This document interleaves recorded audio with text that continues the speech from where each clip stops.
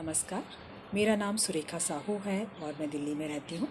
पेशे से मैं एक इलेक्ट्रिकल इंजीनियर हूँ और भारतीय रेलवे में कार्यरत हूँ।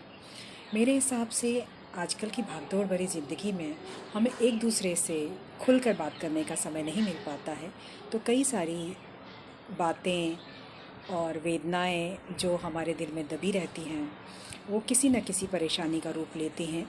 तो कविताएं एक बहुत सशक्त माध्यम है जिसके द्वारा हमें सुकून मिलता है। आज मैं आपको उसी तरह की एक कविता सुनाने जा रही हूँ, यादें।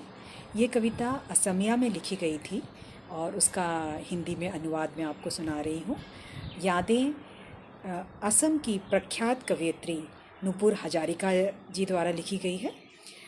उससे कविता सुनाने से पहले मैं नुपुर हजारिका जी का एक परिचय देना चाहूँगी।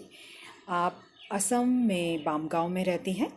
आप 1990 से आप अंग्रेजी, हिंदी और असमिया भाषा में लिख रही हैं। आप कविता, लघु कहानियाँ और लेख भी लिखती आ रही हैं।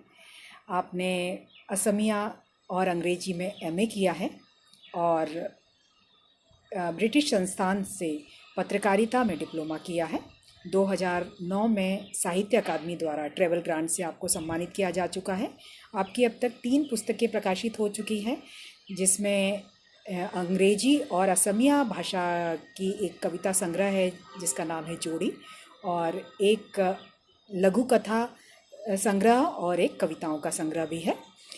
आप अनुवाद कार्य में भी बहुत रुचि रखती हैं। आपने चार्ल्स डिकेंस के ग्रेट एक्सपेक्टेशन का असमिया में अनुवाद किया है और वर्तमान में आप एक प्रसिद्ध उपन्यास वी.के. शुक्ल जी का उपन्यास है जिसका नाम है कि दीवार में खिड़की रहती थी का असमिया में अनुवाद कर रही हैं साहित्य अकादमी के लिए। तो चलिए कविता सुनाती हूँ आपको, नुपुर हजारिका जी द्वारा लिखी है। कविता का नाम है यादें। रोज़ फूल खिलते हैं, पतझड़ के साथ झड़ जाते हैं। रोज़ दिन के उजाले में मैं पहाड़ खोदने निकलती हूँ, पत्थरों से टकराती हूँ, रात चांद से सपने मांगती हूँ।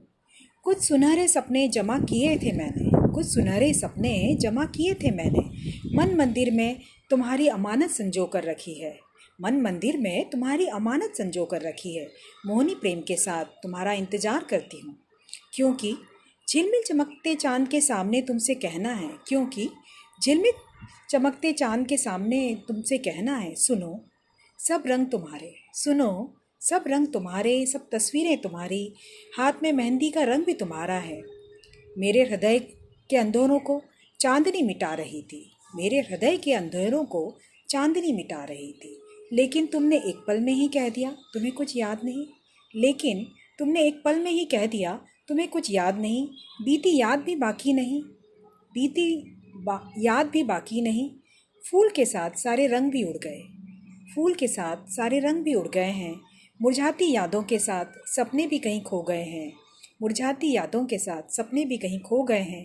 रोज़ फूल खिलते हैं, पतझड़ के साथ झड़ जाते हैं। तो ये कविता थी नुपुर हजारिका जी द्वारा लिखी हुई, जिसका हिंदी अनुवाद मैंने आपको सुनाया है। बहुत बहुत धन्यवाद।